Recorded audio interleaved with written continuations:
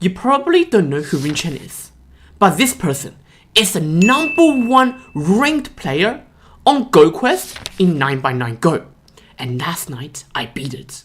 I don't know if it was a he or a she, but afterwards, it felt amazing. When the game started, I saw my opponent was at 8 dan and 200 elo points above me. So I immediately changed my playlist for when I play serious Go.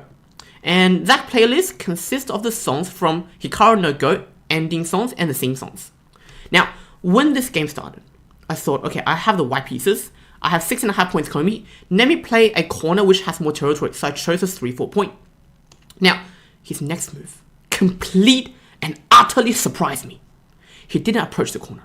He didn't defend his own corner. He didn't take the sides. You know what he did? He did the attachment. I thought to myself, what in the avocado frick is this move? This guy is probably a professional player. And he attaches on my 4-4 point immediately. So immediately I knew this guy is probably a professional player. And studied a lot of AI in order for him to play this kind of disgusting moves. So I play the move that most humans would play, which is Hane and defending my corner. He goes back, I connect my weakness. And now he played the next move, which again is not human. He plays a Komoku next to my Komoku. Like, usually you approach nice move or high approach or do 2-space extension. But no, this 8 dan, he decides to play Komoku next to my Komoku. And you know what's crazy? If I don't answer to him, he's gonna go inside and steal my corner. So obviously I have to defend my corner, and then he does a 1-space jump. Like, what is this? This is peak Go efficiency. This guy didn't do a 1-space jump, but instead exchanged this move and then went back to a 1-space jump. This is how efficient this guy was playing. And immediately after when he played this move, I thought to myself, oh my god, what is this? What am I playing? I think I'm playing Kata Go. So then I played the move that most humans will play, which is 3-space extension and approaching the white-black corner. I build my own territory and threaten to attack this corner over here. And most humans at this point would do a nice move and defend the corner or do a kick. But instead, no.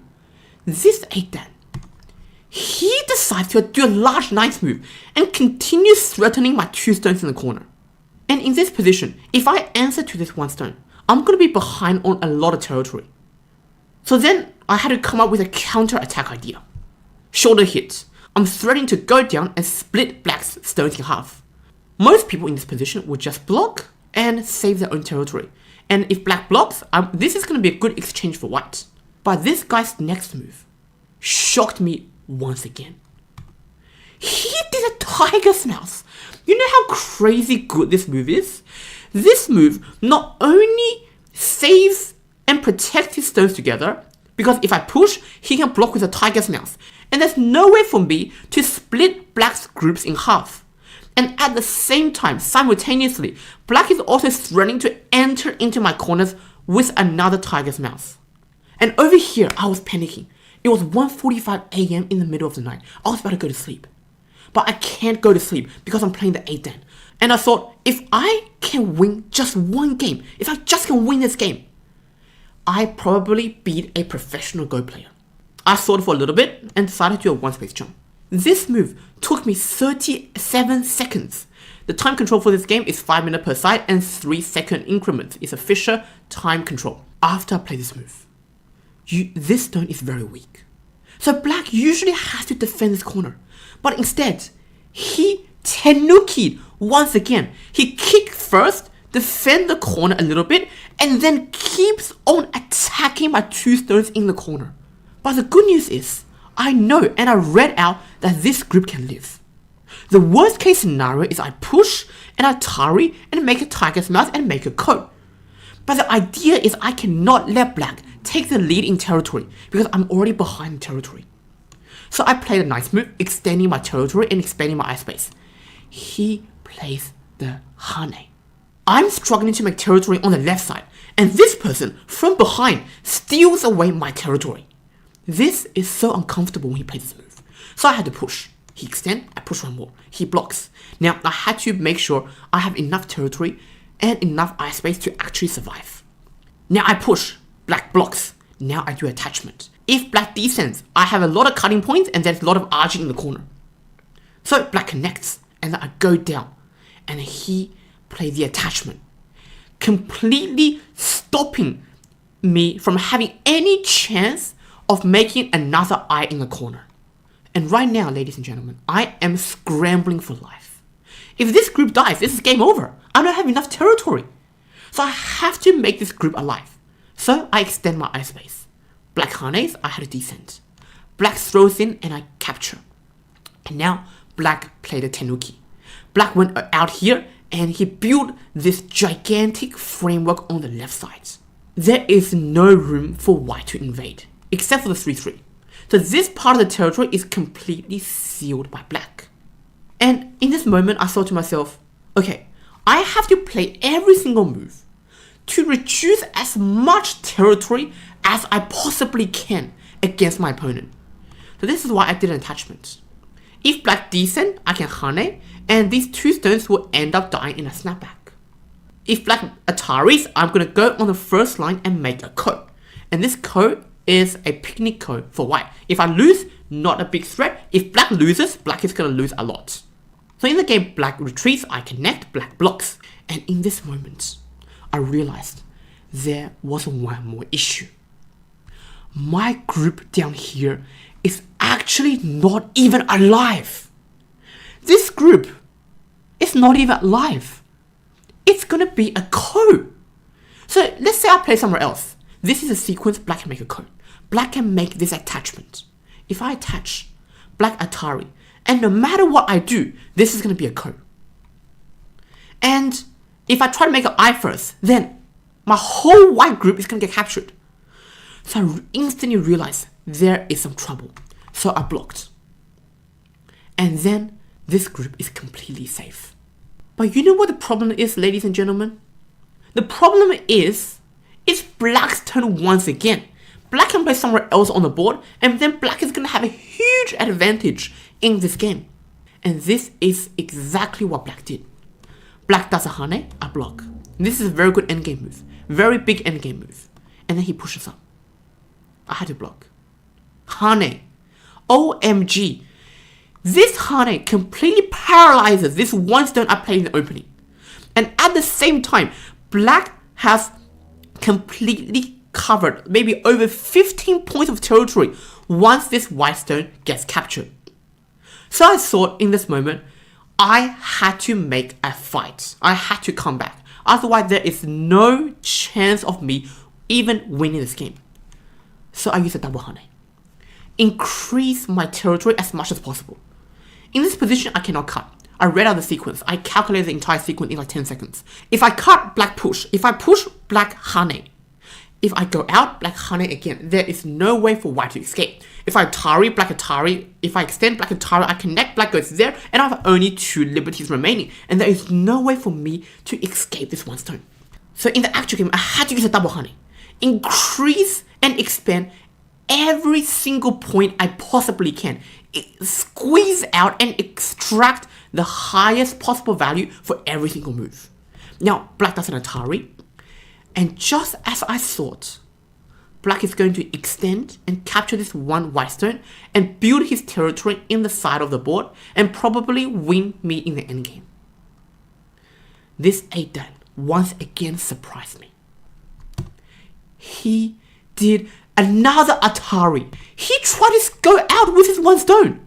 And basically his idea is, I'm not letting you make a tiny bit of territory. This group over here, it looked so strong 10 moves ago. 10 moves ago, this whole white group looked so big and very powerful. And 10 moves later, this white group is destroyed, it's damaged. It has only about 10 points of territory. And here I thought, it's 1:55 AM at night. I thought this game is going to be lost. So I captured this one black stone. I had to capture this one black stone. If I don't capture this one black stone, my whole group's going to die inside black's territory. This move I just played is also threatening to jump down and threaten to cut black in half. So black plays the most efficient move black possibly can in this position. And connected. You know how crazy and insane this move is? This move is so professional that no matter which place white jumps over here or here, black can push and cut with a tiger's mouse, and black's entire group is connected. But in the actual game, I jumped anyways. I don't care. I don't care if black pushes and cuts, because I saw something black didn't. Which is, after black pushes and cuts with the tiger's mouse, I can Atari on the first line. Black has to connect.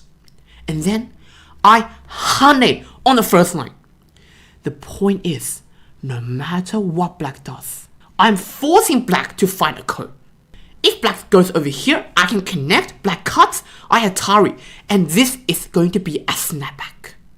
And ladies and gentlemen, there is only one move in this position black can play to save his entire group. And the only move he can play is to throw in. Throwing a 2-1, I capture. Now black can play this move. If I connect, try to Atari and capture the black stones, black can make a cut. This cut is so surgical. It takes away one of white's liberties. And then after I answer to the cut, black can finally capture the 2 white stones. And in the actual game, black is so efficient. Black did an Atari. Obviously I have to capture. And the move I showed you is exactly the move black didn't do. Black simply Atari. And here, it's almost 2 a.m. I literally sat up from my bed, go onto my computer so I can focus, because I was playing this entire game lying down on my bed. And then I found the code. I had to start the code. If I win this code, I can win the game. Because black would not have enough territory, and this code is actually worth over 20 points in value. So black captured this 1 stone, and then the next move I played. For a brief moment, I felt like the sexiest man alive, because the next move I played, I completely reversed the game. Boom! I peep this one and only weakness black has in this entire game. Now, if black keeps on connecting, I'll keep fighting the code. Black has only 2 to 3 code threads, which is down over here, over on this life and death. So black decided to eliminate the code, the most efficient way possible. In this position, I stared deep into my phone screen. I have only 26 seconds remaining, and my opponent has 2 minutes. So I'm at a huge time disadvantage, and I have to calculate the next sequence of fights within 30 seconds. I only get 3 seconds extra per move, so this is a huge time scramble. A lot of the next sequence of moves came from instinct, and a lot of the next sequence of moves came from me calculating 10 moves in 5 seconds. So the only logical move in this position is to push and threaten black the most brutal way possible. I'm threatening to capture these 2 black stones in the corner. And I got good news for you. If I connect all my stones together, even though if black lives in the corner, if I simply capture these 3 black stones, I'm gonna win the game anyways. So now, black fight back. Wedge. Obviously I have the Atari. Black connects, I connect. And for a brief moment, I thought that there is hope in this game. In 5 seconds, I calculated that I can win this game. If black cuts, I connect. If black goes down, I turn. If black blocks, I Atari. He connects, I attach. He captures my 3 stones, and I go on the outside, forcing him to make 2 eyes in this corner and the side. And then I can go ahead and take the 3 black stones in the center. The only best way for black is black can Atari and block. I capture the 1 black stone. Black goes down, I harness, he blocks, I connect, black has to save his corner, and then I do a net and capture the 3 black stones in the center, and I'm still gonna win this game. And in this moment, ladies and gentlemen, my opponent decided to fight back once again. He blocks and descends. And over here, the most efficient move is to harness and connect. But obviously I'm in time scramble, and I know that this move extends his own liberty so that he is planning to cut and go down and capture my 2 white stones. That's why in the actual game I connected, trying to capture the 3 black stones, because I knew that if black just played the endgame with me, harness and connect, and block off his corner, after I capture the 3 black stones in the center of the board, I will be up in territory and I'll win the game. Black won't have enough to give me Komi. So Black fought back. That's his only hope and last resort. So he played the vital point. The vital point for white is a vital point for black. So black saved his 3 black stones. Now, I did the same thing. I gave black the taste of his own medicine. Black didn't Hane, which is his vital point. So he didn't take the vital point. I'm going to take the vital point. I'm going to Hane his stones in the corner. He blocks, I connect. And he plays the trickiest move in this position. Tiger's Mouse. Because in this position, every other move leads to instant death. If black blocks, I simply attach and the death is obvious. If black do the other Tiger's Mouse, I can attach. If black push, I go back and connect on the first line, and I'm threatening a snapback. So black play the trickiest move in this position, and my next move shows you why doing life and death is so important. Because in 5 seconds, I found the attachment, and I found the one and only way to kill this entire black group in the corner. Black connects, I go back, black throws in and throws in one more time, and plays this move, trying to extend his liberty while at the same time reducing my liberty.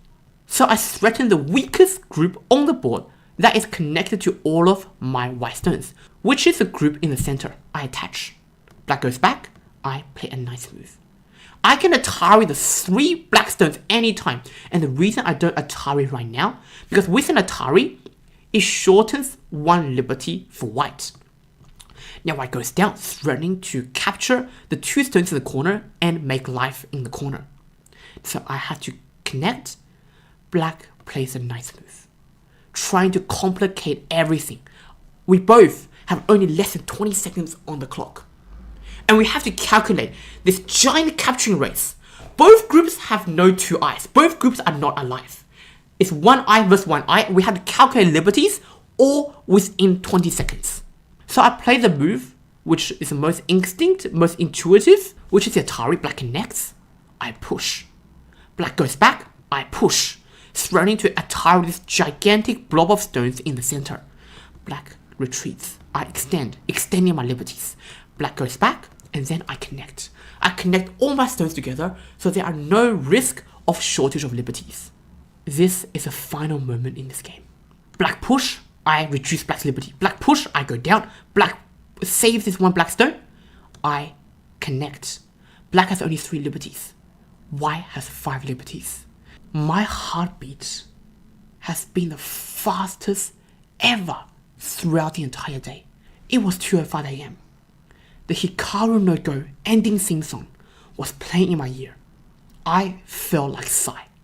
I felt like I played the hand of God and the divine move in this position. This game made me feel super powerful. And in that moment, I knew I have the victory. I just had to make sure I don't fumble it and I don't let it slip out of my hands. Black plays here. That cheeky little person. If I block black and Atari, and this is again going to be a code. Black is testing my position of life and death. Obviously I don't fall for it. Black goes back. I take away the liberty. Black goes here again. Obviously I won't slip. Black goes back here, I Atari. Black goes here, I go down. Black goes here, I have to capture the 2 black stones. Black then Atari, I connect, and after a few more moves, I simply capture the 2 black stones, because the cleaner it is on the board, the less chance of me fumbling. Black Atari, I connect, black cuts, I block. And then black played his final move, Atari. And obviously, ladies and gentlemen, everyone watching should know what to play. Black's group has only 1 liberty, so I took away the last liberty and captured his entire group. And after this move, black resigned. And after this game, ladies and gentlemen, I could not sleep until 4 AM because I just defeated the world's #1 ranked Go player on a 9x9 board on GoQuest. And that was during midnight. Ladies and gentlemen, Go is more than just a game. It is history, revenge, dreams, creativity, discipline, hard work, patience, all colliding on a Go board. And Go is way more than that. It helps you with mental clarity, sharpens your focus, mental resilience, emotional resilience, and the list can go on and on. Go is the easiest game to get started, but also the hardest game to master. Make sure you subscribe because I will definitely teach you a thing or two about Go. I'll see you all in the next video.